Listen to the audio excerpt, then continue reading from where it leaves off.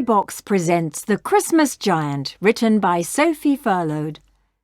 Angelo the giant sat on the top of his mountain, keeping a watchful eye on his forest and his fir trees. From time to time he glanced at the village down in the valley. Angelo never went to the village, but the last few evenings he had noticed some little lights twinkling down there. A few days later, Angelo was doing exercises to keep warm. 1, 2, he said, stretching his long arms and legs. 1, 2, 1, 2. He was just getting his breath back when he noticed something down in the woods. What? A moving fir tree? A dancing fir tree? A leaning fir tree? Then he heard a loud boom. Angelo asked himself, What now? A fallen fir tree? What's going on in my forest? This is very strange. Angelo leaned over and saw some tiny villagers carrying a giant fir tree away. Angelo was angry.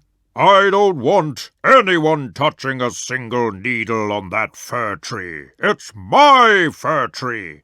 How dare they take it from my forest? I'm going to follow them.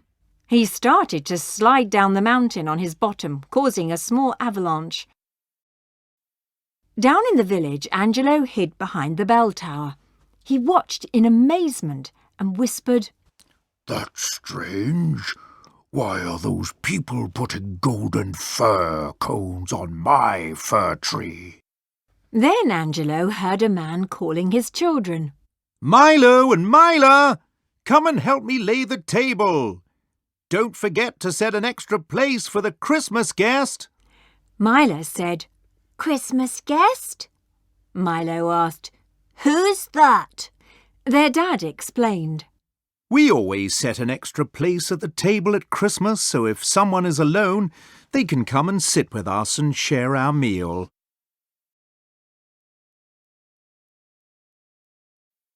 Angelo had pins and needles in his feet from standing still so long. He straightened up and all the snow on his coat floated gently down onto the village like a shower of white confetti. Ooh, it's snowing! Cried the villagers. Angelo thought they sounded pleased, so he came out of his hiding place. Hello? He said in his softest giant voice. But when the villagers looked up and saw that Angelo was so big and tall, taller than the Christmas tree, taller than the bell tower, they ran away and locked themselves in their houses. Milo and Mila had just enough time to hide in the branches of the Christmas tree. Yo-ho! Called Angelo, confused. Where is everybody? The giant stood all alone, staring at the sparkling fir tree with his big giant eyes.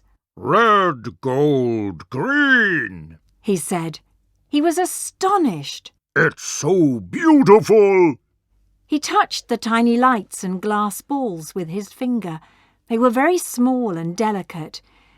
Then he sighed. Oh, it's all very pretty, but still, I have to put my fir tree back in its place, in my forest.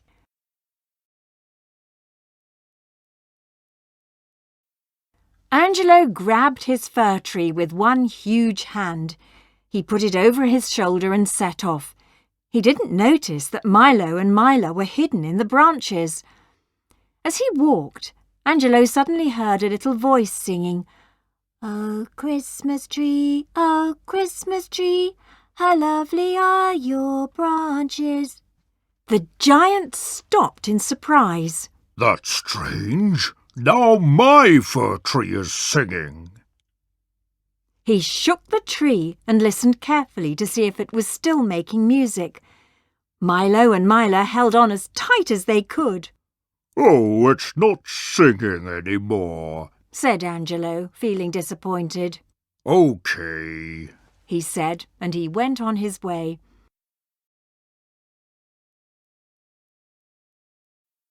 When he got to the middle of the forest, Angelo made a hole in the snow with his giant thumb.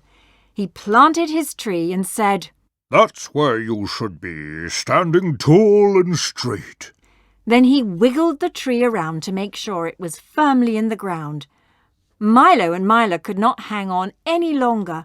They fell, plop, plop, into the snow like two pine cones. They were so scared of the giant that they couldn't shout or run away. Angelo screwed up his eyes to see them better. "Who are you?" he asked in his big giant voice. Then more quietly he added, "Oh, you are children." Angelo blew on Milo and Mila to get the snow off them. "Hey, we're getting blown away," said Mila. Plush! She fell flat on her back, and plush! So did her brother. That made the giant laugh. "Ha, ha, ha!"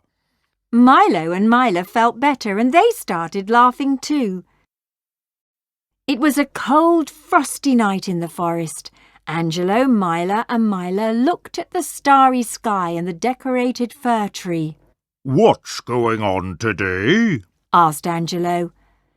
It's Christmas, said the children. "Christmas?" said Angelo.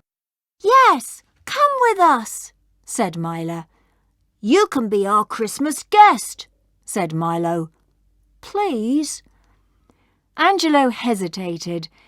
Then he said, "All right, I'll come with you, and I'll bring my fir tree." Down in the village, everyone was worried. Milo and Mila had disappeared, and so had the Christmas tree.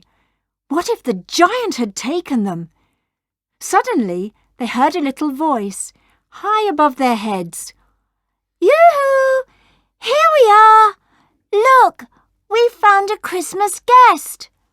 Then out of the dark night came Milo and Mila sitting on Angelo's shoulder. The villagers crowded round the giant, who almost forgot he was a giant, even if he still had to be careful not to step on anyone with his big feet.